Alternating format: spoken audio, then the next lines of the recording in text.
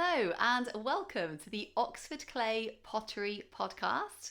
I'm Catherine Tomlinson and I founded Oxford Clay, an eco-conscious pottery company. So on this podcast, we're going to be talking about all things pottery related, often with an eco-conscious twist, and I can't wait to share it with you. Let's go.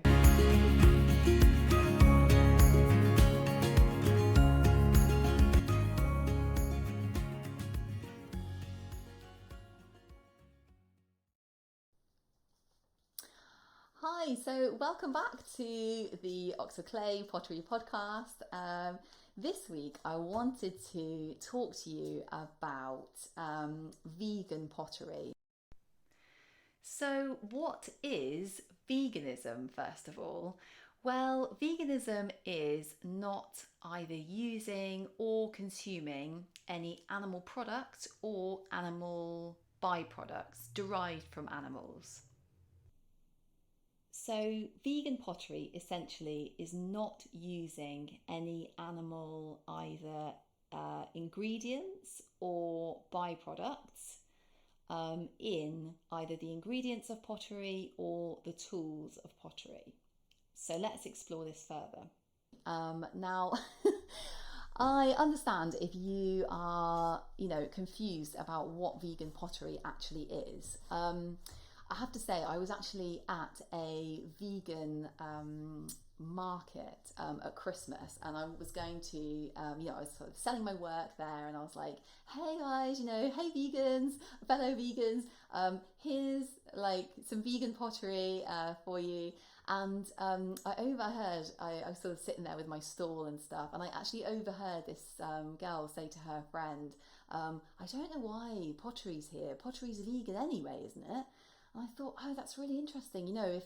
If vegans don't know about pottery potentially not being vegan, then I should probably do like a podcast episode on it and just talk a little bit about the ways that pottery can not be vegan, basically. So I'm going to talk to you about animal products basically in pottery, and you might not be aware of this, and lots of people aren't, and to be honest, I wasn't really until I started sort of really looking into it and researching and stuff. So what I'm going to do is tell you about the two types of things that animals can be involved in handmade pottery and industrial pottery as well. So let's go. Okay, so the first way that you can actually get animal products in pottery is in terms of the actual ingredients in the clay or glaze. So if you think back to kind of like bone china, that kind of traditional, very fine china. Bone china is actually called bone china because it used to be made with ground up animal bones, usually bovine bones. So, bone ash is still available today. Some potters still use bone ash. It's often used as an ingredient, it's used in bone china clay, and it's often used also in glaze recipes to increase the kind of strength and translucency of clays and also glazes at very high temperatures. So it's got very high in calcium, basically, animal bones, and so they're ground up into a powder and they're added to clays and glazes to increase their strength and translucency when they're very highly fired. So obviously not all potters will use bone ash in their clay and glazes, but some potters do. And also some potters who use, some commercial glazes, so like they buy a glaze which is in a powder form from a pottery supplier, or they buy a glaze, already made up as a glaze, as a liquid. They might have bone ash in the ingredients, and so they won't necessarily know that unless they actually check with their pottery supplier. So bone ash is one ingredient that can be used in pottery and is still used today in pottery. So you can still buy bone ash as an ingredient from pottery suppliers, basically. Okay, so the second way that animal products can be used in pottery is in the tools that potters use. So there are a number of animal-based ingredients that potters can use in their kind of group of tools that they can use to shape their clays. So the first one is chamois leather. So chamois leather is a very kind of soft type of leather, and potters will use chamois leather often when they're throwing on the wheel. They'll use a little piece of chamois leather just over the rim of a pot as the wheel's going round, just to smooth the rim, make the rim like really rounded and smooth. So, you know, you don't actually need to use chamois leather for this. You can use a sponge or your, hand. So I've kind of got rid of, I wouldn't use leather in my pottery practice.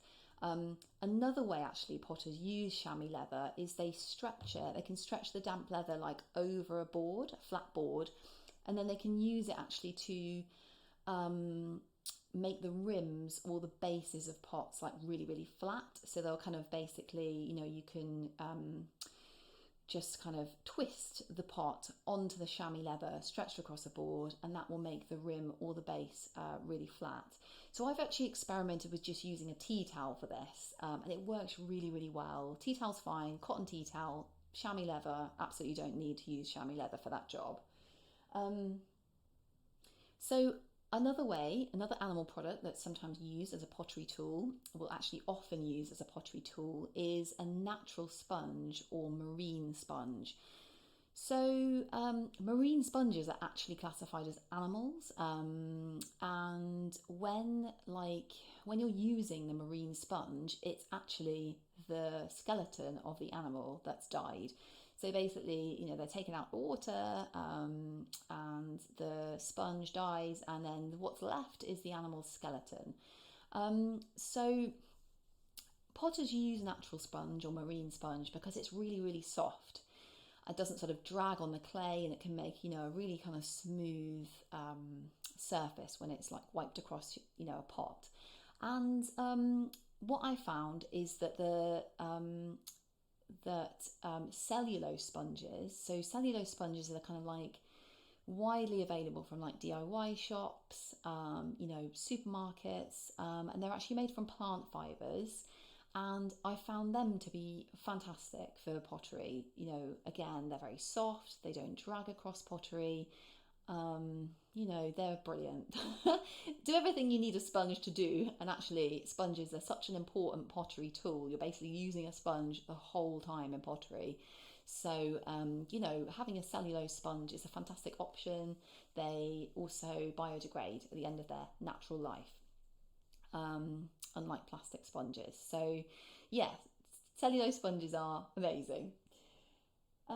So the third way that animal products can be used in pottery as a tool is shellac, which is not really widely used by potters, but what some potters do is they paint shellac, which is actually made from the lac beetle.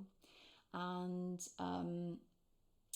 so what happens is potters paint this shellac onto clay, and the shellac dries on the clay, and then they wipe the area around it, and then you're left with a kind of impression on the pot. So you've got a raised area that's like not been wiped away, covered in shellac, and then you've got the rest of the pot which is wiped away. So some potters use this for doing like really intricate designs. They paint on a very intricate design with shellac, and then they'll wipe the rest away, and they're left with like this kind of like beautiful design, stuff like that. So that's another way that some potters would use an animal product, shellac. Okay, so the very last way, and I found this, this is something I didn't think about too much really until I, started researching more about it. And that is that actually, in terms of like decorating pottery, a lot of specialist pottery brushes are actually made from animal hair. So, for example, there's a hake brush, that's actually made from goat hairs. It's like this big flat brush which is used to paint on glazes, and that's made from goat's hair traditionally. So what I found instead actually are synthetic makeup brushes. Like those big fat kind of blusher brushes, or the brushes that are used to brush on makeup, like foundation and stuff. I've actually found those to be a really good substitute for an animal hair hake brush. So lots of makeup brushes, are synthetic, made from synthetic hair. So I just look on the packet and see, oh, it's a synthetic hair brush, made of plastic. When I was reading about this, actually, about animal hair brushes, a lot of animal hair brushes are made from animals, from the fur industry. So that's why I decided to stop using animal hair brushes in my work. And so yeah, I found synthetic brushes to be absolutely fantastic. They actually degrade less badly than animal hair brushes as well. So they keep for longer. Sometimes they're even cheaper, and they're just great. So those are all the ways that an animal products and ingredients, can be used in pottery. Which until I started researching, like I said, I wasn't aware of all these different ways. So no wonder nobody really knows about this stuff. But yeah, I thought it would just be really good to do an episode just talking about it. So I hope you've enjoyed that episode on what vegan pottery actually is. I hope you found it interesting, and I'm really looking forward to seeing you next time.